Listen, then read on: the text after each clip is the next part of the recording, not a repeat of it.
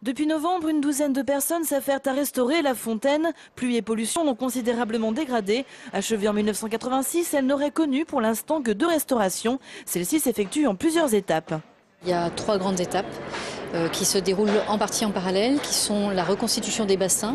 Le second point, c'est la création d'un local technique nouveau pour permettre la recréation de tous les jeux d'eau tels qu'à la création de la fontaine. Et le troisième point, c'est la restauration de toute la partie statuaire, sculpture.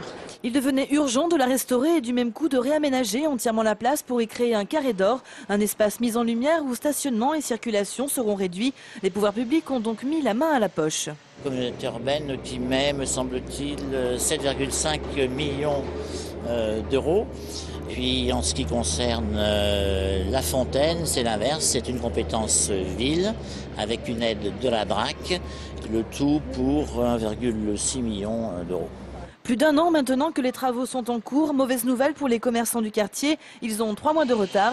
Pour eux, il est temps que cela se termine. Ça a causé quand même pas mal de petits inconvénients. Au niveau du passage des piétons, du bruit, de la poussière, etc. Et y compris du chiffre d'affaires, bien entendu. Encore une petite année à attendre pour découvrir la place sous son nouveau visage. En juillet, les sculptures d'Audran et Flandrin de la Fontaine seront de nouveau visibles. Mais la place doit subir des travaux de voirie privilégiant les transports doux. Le tout devrait être terminé en mars 2013.